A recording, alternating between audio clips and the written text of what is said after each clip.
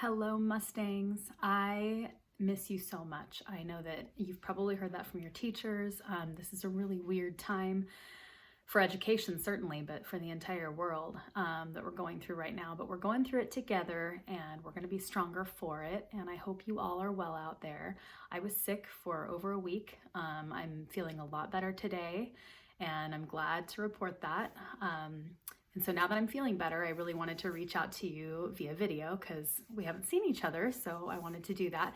And I also wanted to read you a book. So if you have this book at home, you can go grab it and we can look at it together, but I'll make sure that I hold the pictures open for you so that you can see them. And of course you can pause it, it's a video, so you can look at any of the pictures for as long as you like. But this book is Skippyjon Jones by Judy Schachner. We have grade levels from preschool all the way through 5th grade, so I wanted to find something that might appeal to everybody. This book is super funny and it's really cute. And it's this precocious little cat who really wants to be, he likes to pretend and he really wants to not be a Siamese cat for a day.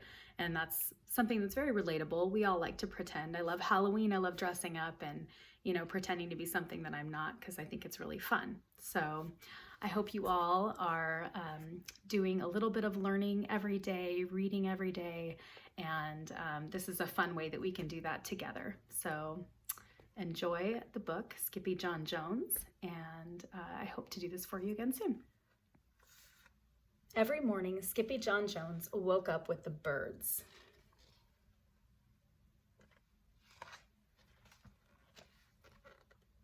And this did not please his mother at all. "Get yourself down here right now, Mr. Kitten Britches," ordered Mama Junebug Jones. "No self-respecting cat ever slept with a flock of birds," she scolded, "or ate worms, or flew, or did his laundry in Mrs. Doohiggy's bird bath." The lecture went on and on as usual. "You've got to do some serious thinking before you leave this room, Mr. Fuzzy Pants," said his mother, "about just what it means to be a cat, not a bird, not a mouse or a grouse, not a moose or a goose, not a rat or a bat. You need to think about just what it means to be a Siamese cat. And stay out of your closet," she added, closing the bedroom door. But once he was alone, Skippyjon Jones began to bounce and bounce and bounce on his big boy bed. "Oh, I'm Skippyjon Jones, and I bounce on my bed, and 1 or 6 times I land on my head." On his way down to earth from a gigantic big bounce, Skippyjon Jones shot past his bedroom mirror. "Holy guacamole!" exclaimed Skippyjon Jones. "What was that?" So up he went again, and again it appeared. Then, using his very best Spanish accent, he said, "My ears are too big for my head. My head is too big for my body. I am not a Siamese cat. I am a Chihuahua." Back on land, Skippyjon Jones climbed into his toy box and rifled through some of his old junk. After he put on his mask and sword and climbed onto his mouse, Skippyjon Jones began to sing in a muy, muy soft voice. "My name is Skippito Frisquito. I fear not a single bandito. My manners are mellow, I'm sweet like the jello. I get the job done, yes indeedo." Back in the kitchen, Jujubee Jezebel and Jilly Boo Jones were helping Mama Junebug Jones make lunch. "Can Skippyjon come out of his room now?" asked Jujubee. "No," answered Mama Junebug Jones. "Mr. Fluffernutter is still thinking." In fact, Skippyjon wasn't thinking about being a Siamese cat at all.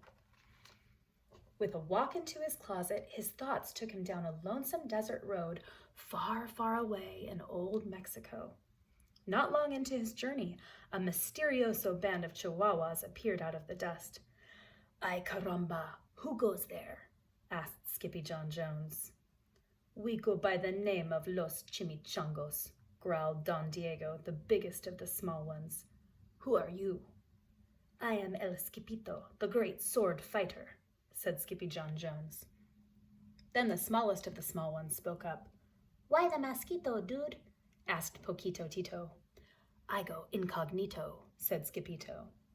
Do you like rice and beans? Asked Pinto Lito. Si, I love mice and beans, said Skippyto. He might be the dog of our dreams, whispered Rosalita. Perhaps, said Tia Mia, if he knows the secret password.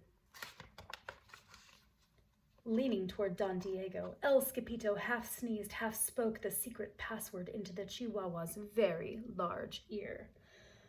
Ah, chupichu. Bless you, said Don Diego. Gracias, said Skippyto. Then it is true, decreed Don Diego. Yip, yippee, yippito, it's the end of Alfrito Basito. Skippyto is here, we have nothing to fear. Adios to the bad Bumblebito. Then all of the chimichangos went crazy loco. First they had a fiesta, then they took a siesta. But after waking up, the chimichangos got down to serious business. Using his paw, Don Diego drew a picture in the sand of the great Bumblebito for Skippyto to see. A hush grew over the chimichangos, so great that one could hear a whisker drop. Alfredo Buzito, whispered the crowd. El blimpo Bumblebito bandito. Si, said Poquito Tito. The bandito steals our frijoles. Not your beans, cried Skippyto, outraged. Si, Poquito continued. Red beans, black beans, Boston baked and blue, cocoa, coffee, kidney beans, pinto and jelly too. And now he comes for us, Poquito added. Por qué? Asked Skippyto. Because we are full of the beans too. Then Don Diego stood tall and in his most somber voice declared, Yo quiero frijoles. Huh? Asked Skippyto. The dude just wants his beans back, said Poquito Tito. And you are the dog for the job. Me? Asked Skippyto. Then all of the chimichangos turned towards Skippyto, the great sword fighter. But poor Skippyto had no time for a plan, because in the blink of an eye, a gigantic shadow darkened the landscape. The chimichangos scattered in all directions. Vamos, Skippyto, or it is you the bandito will eato, they cried. Skippyto stood his ground, but his legs shimmied and shook like the jello, and his teeth chattered like the castanets. Then in a muy soft voice he said, My name is Skippyto Frisquito. I fear not a single bandito. But Alfredo Bazito flew straight for Skippyto until the bean-eating bandito hovered only inches away from the great sword fighter's face. Hole frijoles, cried Skippyto as he thrust his sword into the air. Bop! Suddenly, pop went the bandito, landing on Skippyto's sword, and quicker than one could say chihuahuas, cheese, and crackers, every kind of bean came spilling out of Alfredo Bazito, the Bumblebito bandito.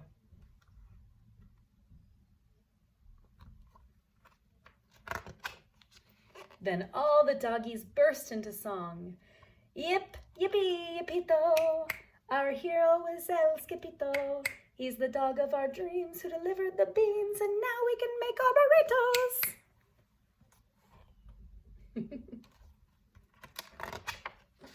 But back at home, there was such a ruckus coming from Skippyjon's room that Mama Junebug Jones and the girls just had to find out what was going on. They raced down the hall to the kitty boy's room.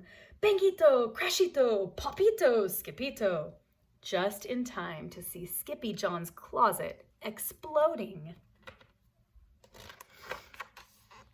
Then out flew Candy, beanbag doggies, and the kitty boy with his birthday piñata on his head. Skippyjon Jones, everyone cried. Hola, muchachitas, he said in a muy soft voice. Mama Junebug Jones lifted up Skippyjon and covered his head with furry purry kisses. What am I going to do with you, Mr. Cocoa Pugs? She scolded. That night, when he was supposed to be going to sleep, Skippyjon began to bounce and bounce on his big boy bed. Oh, I'm Skippyjon Jones with a mind of my own, and I'll bounce on my bed for hours. I know I'm a cat, but forget about that. Say good night, Skippyjon Jones, called his mama. Buenas noches, mis amigos, said Skippyjon Jones. And that's the end of our story. Thank you so much for joining me. And I hope to be able to do this again because this is just a totally new way of doing things and I don't get to come to the library or classrooms and see you anymore. So this is just one way that I can do that. I hope to see you soon and stay safe out there.